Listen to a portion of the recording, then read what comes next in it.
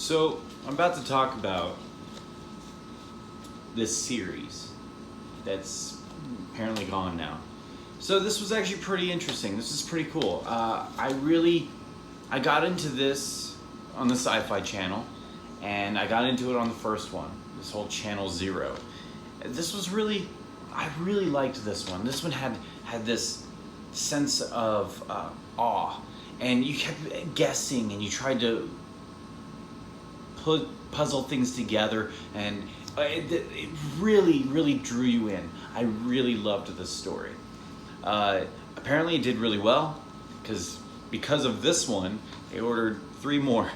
And it was a really unique story it was an idea to take just creepy pastas, stick them together, and make it a cohesive little, I guess, multiple stories of different creepy pastas.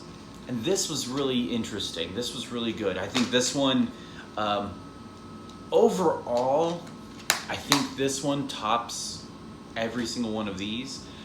This one is where it's at. Kind of, it kind of blew up from the American Horror Story kind of stuff. And this was fantastic. Not necessarily scary, but at the same, kind of felt like a more adult version of like a Are You Afraid of the Dark or something like that, or Goosebumps.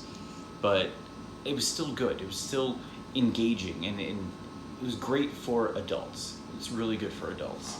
Now, I'm not going to go into every single storyline for each one of these, but I do want to talk about these.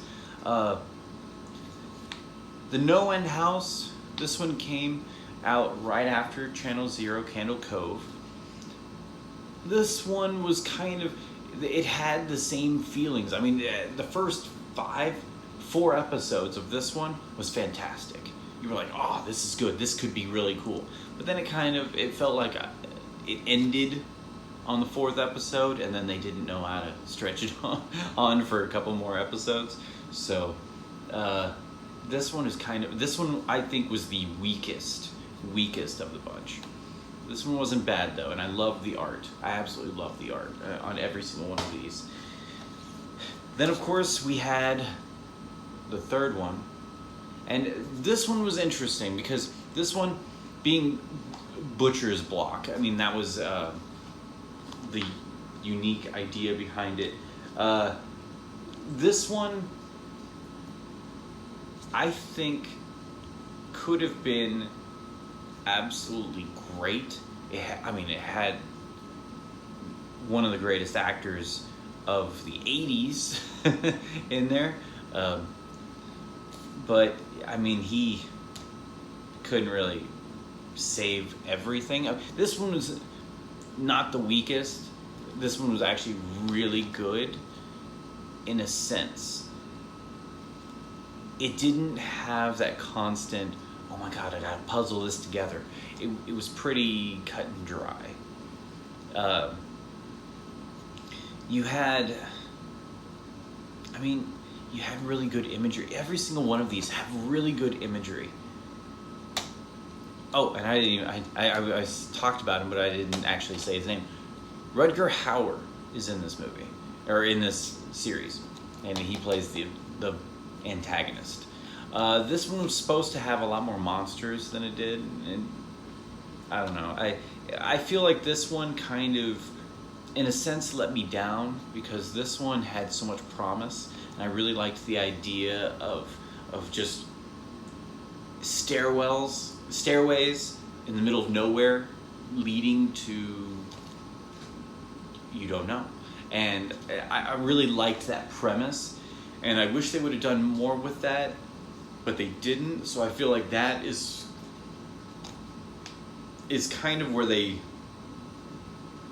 stepped down, was the writing here. This one was stronger than this one, mainly because this one ended on the 4th episode and then tried to stretch it. This one needed all of the episodes, which that makes it more of a stronger story.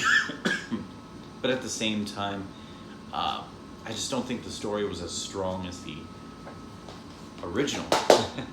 Oops. But I don't think the story was as strong, and I think that's where it kind of started to fade away. But then you have this one. This one was my favorite other than this one. So this one was great. I think this one did real good. This one kept you thinking, kept you always guessing, and I mean, you always had monsters. It was really interesting in that fact, and I mean, it got gory. You were like, what? This is gonna get gory? This is on SYFY Channel. Yeah, it got gory, and I mean, it really, it stayed true to how you wanted all of this to be.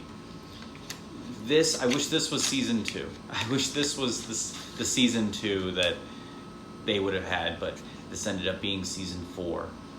Now, every one of these premises were so cool, and I think each one as a whole in just the story idea was fantastic. Were they told properly? Were they told amazingly? Not all the time. The first and the fourth one are really strong. And I don't know why they got rid of this. I mean, yes, you did have these two, which were not as strong in the middle, but when you came back with this one, you would think that, hey, order a few more. These were getting good. They were just getting their swing of things. But, I mean, so much is life. This is all we're gonna have, and I think this was a very unique series, and I think it definitely should be checked out.